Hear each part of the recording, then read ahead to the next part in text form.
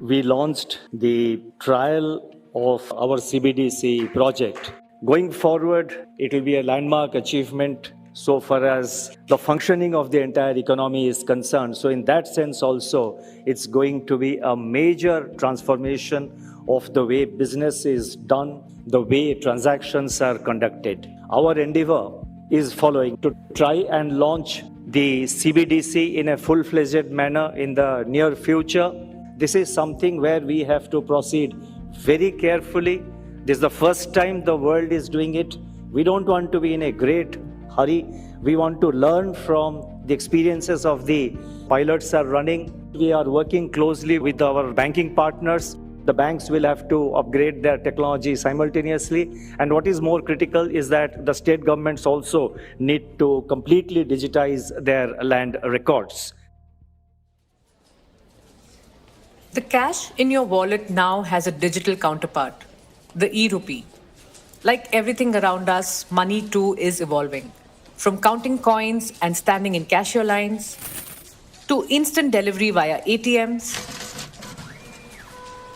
and then moving into the digital realm with payment platforms.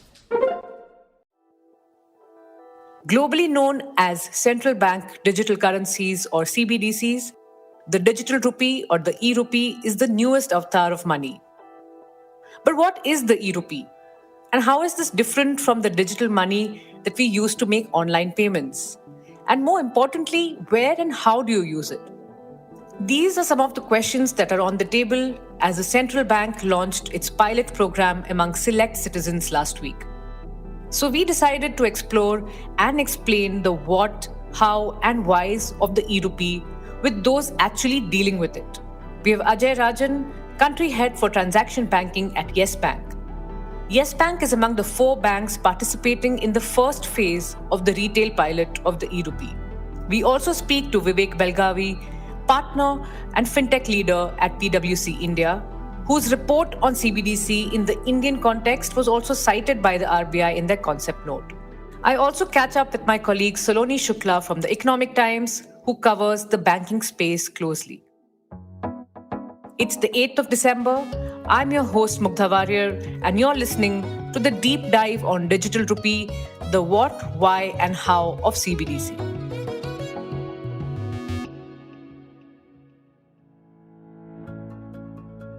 Just to kickstart, here's a quick explainer on how CBDC will actually work. You can download the digital wallet app of your bank on your mobile phone, get it verified through the SIM that is linked to your bank account, and then link the wallet to your savings account.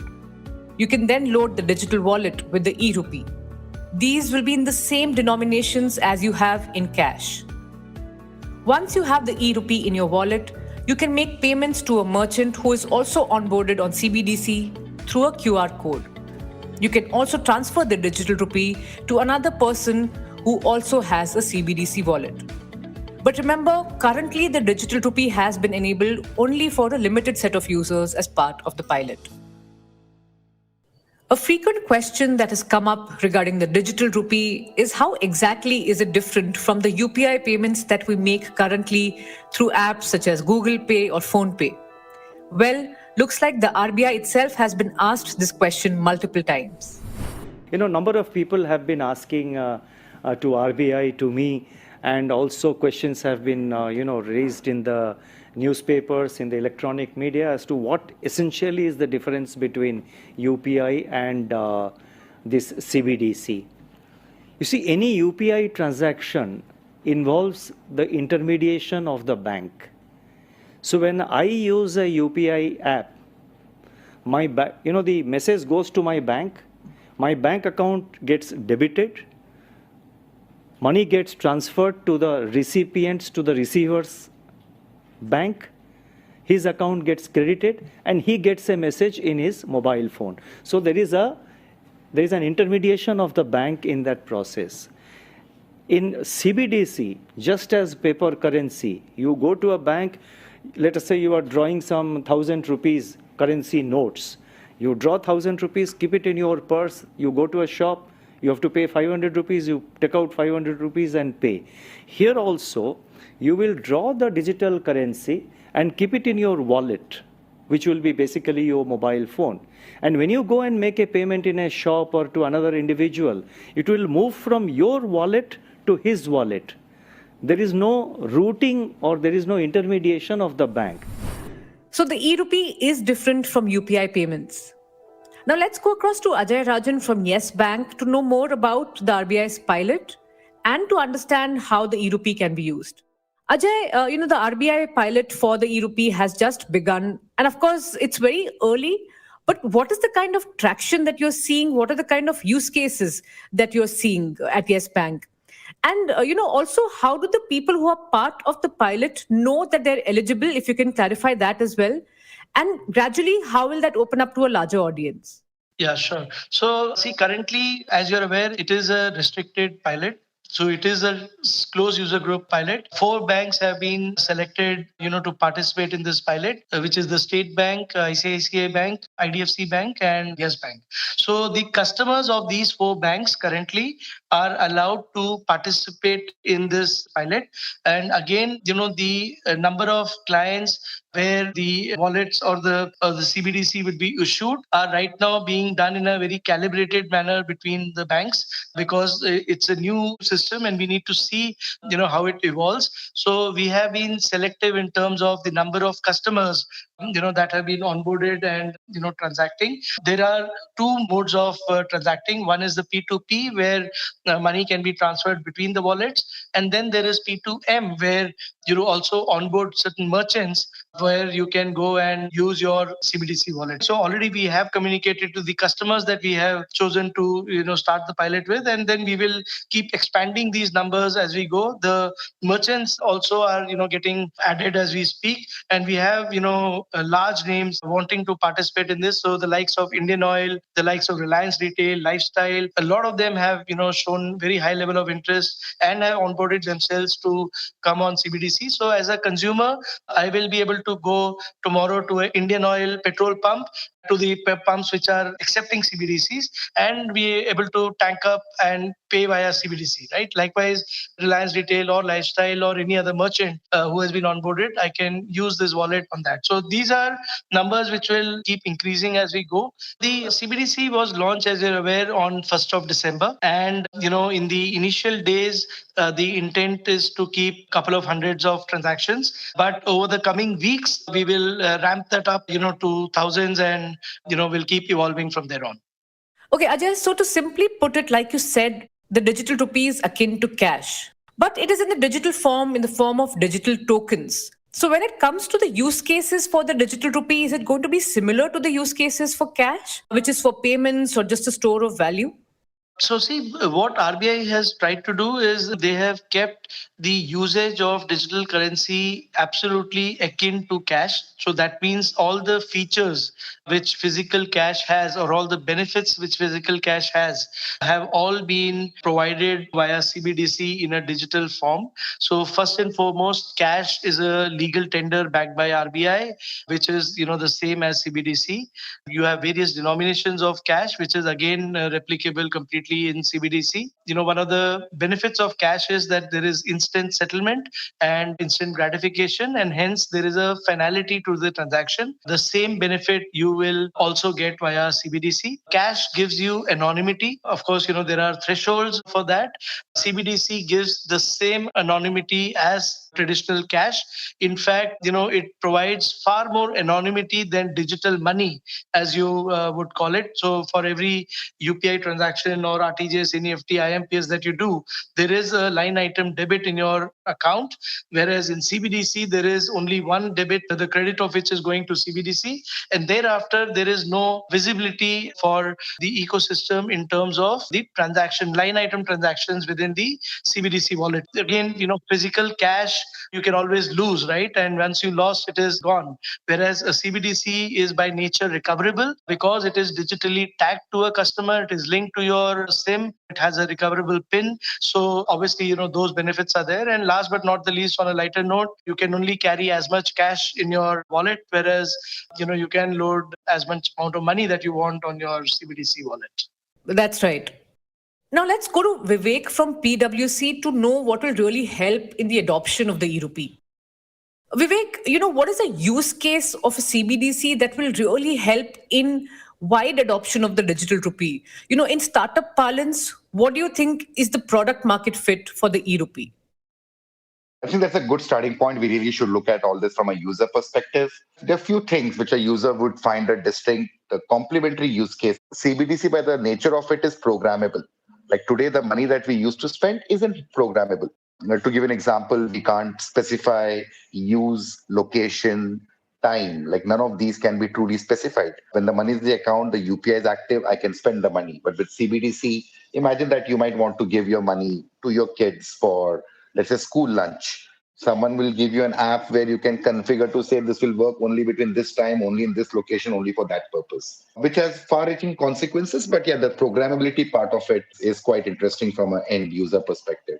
Also, that it can be used a lot more effectively in offline mode. Most of our current modes, including UPI, really require at the same time for you to hit the UPI server, for that to hit the bank server, so on and so forth. Whereas in CBDC, once you have got the digital rupee in your wallet, it need not go and hit any server, any other reconciliations can be done in the background. Anonymity has been described as a big differentiator for e-rupee transactions versus UPI transactions. After all, cash transactions up to 50,000 rupees are anonymous and don't need PAN disclosure. Will it be the same with the e-rupee? During the RBI press conference on Wednesday, here's what the RBI Deputy Governor said on how anonymity will be ensured for e-rupee transactions, just like in cash. You see, a fundamental feature of currency, cash, is anonymity. One of the reasons it's still being used in many developed countries to a large extent is because people love their privacy, people love their anonymity. So, for anonymity purposes, currency can be used. How anonymity is to be ensured in the case of a digital currency, because the normal understanding is anything digital leaves a footprint, can have various solutions. We are looking at largely first technological solution. We understand there are technologies possible to do that, so we can use any one of those. It is also possible to get a legal provision to ensure anonymity. So, what exactly will happen will depend on how things evolve. But anonymity is a basic feature of currency, and we'll have to do that. The governor reiterated that the same rules will apply to CBDC as they do to cash. The amendment in the RBI Act with regard to the CBDC says that currency will also include digital currency. That is the amendment which has been brought. So therefore, in all respects, there is no difference in the eyes of law. There is no difference in treatment between paper currency and a digital currency. The Income Tax Department has got certain limits for cash withdrawal, for cash payments. Beyond a certain limit, you have to give your PAN card number. The same rules will apply in the case of the CBDC also. I want to bring in Saloni here, who has been tracking CBDC closely at the Economic Times. Saloni, now you've reported about how the central bank has asked lenders to not report low-value transactions made by the digital rupee to offer a similar degree of anonymity which is associated with paper money. And that threshold could be up to 50,000 rupees. But can the e-rupee transaction really be completely anonymous, especially given that it is on a blockchain?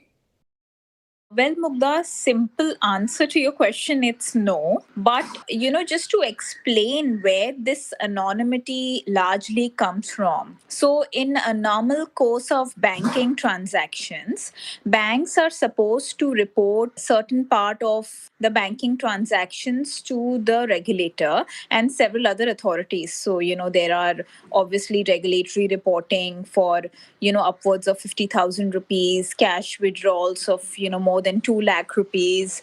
Suspicious transactions get reported to the financial intelligence unit and all those things. So these are all transactions that hit the banking channel. Okay. Now, where does the anonymity come from? One, the RBI has told all banks not to report these transactions under the regulatory reporting, right? Way back in April, Deputy Governor T. Ravi Shankar had said that there would be two ways in which they would look at giving anonymity. One is that either they would look at killing these transactions entirely, or second, under the law, they would ask regulatory reporting to not be done. So they have gone with the second option here. These transactions will not be killed. All these transactions are traceable. All the CBDC, which has been printed on the blockchain technology, they are all traceable. The second anonymity is that if Saloni is transferring 500 rupees to Mugdha, when Mugdha gets a message, she will not know that Saloni has transferred her the 500 rupees. In the general banking transaction, if I am transferring you, say, 500 rupees on Google or, Phone Pay or something like that, you will get a notification, right? So this is the second differentiator. Largely, just to, this is a little bit technical, but just for the listeners to understand, these CBDC transactions are not going to hit the core banking system at all. Unlike all the banking transactions that happen through UPI or, say NEFT or RTGS, all these transactions will not hit the CBS at all. Hence, there will not be a sort of a trace of these transactions in the banking system. There will be a wallet that will be maintained in this case, and the wallet will store, so to say, each and every transaction. So you can see, and the bank can see the wallet transactions. Just like Saloni, several experts have suggested that CBDC cannot be completely anonymous. Some journalists even probed the RBI on whether investigating agencies can approach a bank to get to the money trail of e-rupee transactions. But the RBI governor says it shouldn't lead to, quote-unquote, a fear psychosis. The information is not available to the bank. So therefore the bank doesn't know. It goes from my mobile to somebody else's mobile. So why should we create this kind of a fear psychosis? There is a law of the land, and these are early days. The pilot on retail has just started. From 1st of December, today just about 1 week. So as we go, there will be several learnings and we will try to fine tune. But let there not be any sort of fear psychosis that, somebody is going to chase and all. I think that would be unfair to the whole exercise. Ajay, I want to ask you about another important point, and that is about the storage of the digital rupee, where it will be stored. Now, of course, the RBI has said that it will be stored in the digital wallets provided by the banks that will be downloaded by the user on their mobile phones. And, of course, what is interesting is that UPI was touted as the killer of the digital wallets that used to be very popular a few years ago. So will CBDC now bring back digital wallets? And what are the kind of innovations that we can see in this space? And overall, how will the storage of the digital rupee work? So here again, while it was touted that UPI will kill the wallets, but again, as we have seen, wallets have evolved to create more better use cases, and they continue to thrive. So while of course there have been some volume loss, but more use cases get evolved, and all the payment ecosystems continue to work in an independent manner. So while again, here we are talking about a wallet, money being in a wallet, interest not being paid on a wallet, but use cases or the benefit of this wallet. Now, this is not a private wallet, right? This is a central bank backed wallet, and which is completely tokenized with complete anonymity in terms of the transactions which are there. So there will be use cases which will evolve in the industry. Okay. Ajay, but do you think the e-rupee will compete with UPI when it comes to digital payments? A merchant now has a QR code for UPI transactions, and now we can use that code also to make payments via the e-rupee. But will consumers prefer the e-rupee wallet-to-wallet transactions over the current UPI bank-to-bank transactions that we are making because of all the reasons that we have cited so far? Mugdha, I only want to say here that CBDC is not intended and does not have the feature of competing with UPI, right? An existing payment instrument which is obviously very, very popular and, as you mentioned, very ubiquitous. and the success of UPI is there for everyone to see. Now, what CBDC is bringing to the table is yet another form factor for you to do digital transactions, right? But in a far more secured manner, because here you are dealing with a legal tender, legal currency, and it is not a payment instrument. So that is one. So there is no competition. It is actually complementary to, which Reserve Bank has actually pioneered for giving yet another payment mode for you to transact. That is one. Second, UPI has been very, very powerful, in the tier one, tier two locations. In due course, when there will be an offline CBDC, which, the Reserve Bank is, working on, will actually, accelerate digital adoption in the hinterlands of the country, which is where, the connectivity is poor, or, maybe the trust on certain applications may not be there. The other part, which is extremely, extremely critical, and RBI has alluded to it in their concept note as well, is programmability. Now, today, when you look at CBDC, the way it can be dealt is, government or Reserve Bank, are making a lot of DBT transfers, subsidy transfers. All of those can actually go directly into the CBDC wallet for people to use. Then there are a lot of targeted use cases, maybe giving farmer subsidy for purchasing fertilizers or seeds. Now, those can be programmed in a way in CBDC that the money goes directly to the farmer, cuts out all intermediaries, and then can be used for the use case that it is meant for, right? So it can be used in a fertilizer shop who's accepting CBDC, and so on and so forth. So along with all the other features, the programmability can actually accelerate adoption in the right manner. Cross-border, again, would be very, very large use case. As you're aware, all countries are working on their own versions of CBDC. India is a large remittance market, right? Last month, I think we crossed 100 billion of remittances in the country. So, it's something which, when it is more matured, not only in India, but in other countries, the clear roadmap, both on wholesale as well as retail, is to proliferate CBDC into cross-border. That's right. Vivek, one of the use cases for CBDC that's being touted is, of course, cross-border transactions. Now, especially in the current global scenario, at a time when the dollar dominance is threatening the financial stability of emerging markets, does the CBDC provide a much needed answer for cross-border transactions, especially for transactions which the US, for example, wouldn't approve of, such as payments to Russia or Iran, etc.? So my personal view is that I see a lot more value of CBDC in the domestic market. To your point, with GIFT IFSC and other initiatives, we do, and there are efforts on using our digital infrastructure for digital diplomacy.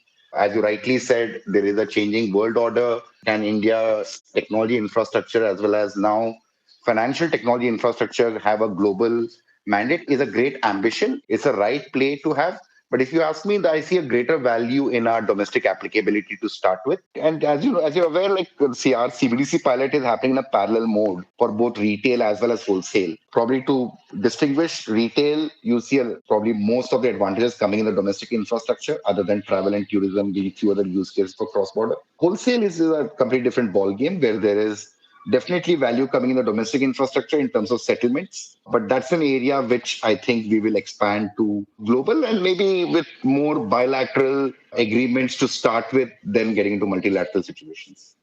Got it. Vivek, I also want to talk about the risks associated with the e-rupee. Of course, these are early days of the digital rupee, but there could be potential risks. And even, of course, the RBI has highlighted that the CBDC could become the target for cybercrime, cyber attacks, etc. So overall, cybersecurity is a big issue. What measures do you think should be put in place by the RBI to ensure security of the CBDC, and even at the individual level, since these digital tokens will be in the e-wallets on our phones? What is the risk when it comes to, say, if your phone is stolen or if it is hacked into? Overall, security-wise, what are your thoughts? So at some level, Mugdha, the security constructs remain similar since the time money existed. A lot of fraud or thefts happen either because a user is caught unawares or is careless, like your wallet could be stolen from your pocket, right? So it's a awareness around it. So a lot of those risks continue. where the users themselves would have to be aware. And to that extent, a fair bit of education needs to be done, like the way we have seen in recent times on UPI and other digital payment modes. In terms of the network itself, it is a lot more, because it uses cryptography, it's a lot more complex for an average criminal to hack into. Having said that, there are, as we see any digital technology as it proliferates, criminal intentions also proliferate in parallel. So their tech ability also increases. Having said that, it is still a little more secure because it's a lot more complex technologically. But from a regulatory perspective, a lot more supervisory technologies, or even like in India, retail CBDC model, we are going to work through intermediaries like banks. So it would be a responsibility for the intermediaries to really upgrade their security infrastructure to start providing that cover and support to individuals. Lastly, I won't be surprised if a parallel industry also picks up, which, as user, like similar to an antivirus as an example, while you could buy a Microsoft Windows computer, but there were many other antivirus softwares which became popular. So I won't be surprised if there is a parallel industry providing personal security to individuals, which could also grow side by side. Ajay, coming to an interesting point that RBI had mentioned in its concept note as well, it had talked about the fact that one of the most important innovations for introducing CBDC was, and I'm quoting RBI here, safeguarding the trust of the common man in the Indian rupee vis-a-vis the proliferation of crypto assets. Now, is CBDC going to be India's answer to ward off the growth of crypto coins and stable coins that both RBI and the government have been very uncomfortable with over the past years? As we are aware of the views of the regulator, I think the discomfort has been more around lack of underlying asset and, of course, a lack of a sense in terms of the volatility and the impact on the monetary policy that a private currency may have, right? So that being the case, the regulator has always been very, very proactive in terms of saying that the underlying technology which is powering the crypto is definitely something which could be looked at adopting for future use cases. And that is, precisely what, to the credit of Reserve Bank, is what they've done. So the CBDC model works on a hybrid structure, which is what they mentioned in the concept note as well. Trust factor in a digital currency is what they have brought in by introducing a legal tender, which is fully backed by the regulator, having all the benefits of anonymity, which is what was touted as one of the benefits of a private currency, is what they have brought in here in terms of finality, in terms of recoverability, in terms of token based, in terms of trust. So all of those features have actually been brought in into CBDC. That's right. Saloni, let me come to you on this reiteration by the RBI that the e-rupee will counter the growth of cryptocurrencies. But the two are not really similar, right? I mean, crypto is an investment in itself. It's almost like a commodity. And digital currency is just a digital mirror image of the physical currency that we hold now. So where's the question of replacing or competing with crypto? Yeah, I completely agree with you. Both are not comparable at all. Maybe it could be comparable to, increasingly see we are hearing buzz about central banks, rather than launching their own CBDC, they could rely on stable coins. So maybe, stable coins could be the way forward for other central banks. But technically, your point is very correct that these two are really different products. If you see how the CBDC is structured and how virtual currencies like Bitcoins, Ethereum or something like that is structured. These are investment products that have emerged. And CBDC is not an investment product. It's just a digital currency and you're not even earning interest on it. So, the jury is still out on whether this will control the spread of virtual currencies like Bitcoins or, other sort of virtual currencies. Because as you rightly pointed out, both are very different. One is an investment asset and one is just a blockchain printed currency. Okay. Vivek, currently only a few countries have actually launched some form of a CBDC. While many countries are evaluating and they're still in a wait and watch mode, including the US and even the European Union. So what do you think are the reasons holding back countries right now? And overall, what are the larger challenges and concerns that central banks across nations have raised?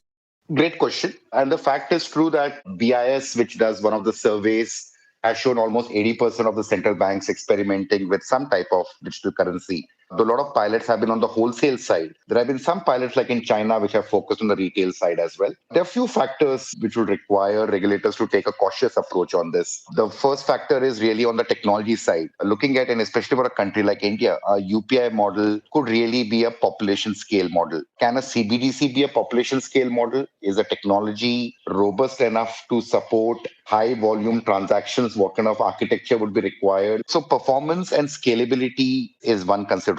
The second consideration is also from a policy perspective, because today, even in a UPI transaction, your money still is in your bank account, and in CBDC, like similar to cash, money will come out of the bank accounts and deposits. So really from a policy perspective, what kind of implications will that have becomes a query. The third aspect is, again, if you look at the India journey, and India has been a little ahead of the curve in terms of setting up a UPI infrastructure, which many other countries do not have. Like many countries have been evaluating what should be the right model for establishing real-time payments, and CBDC at some level is an extension of that and complementary to it.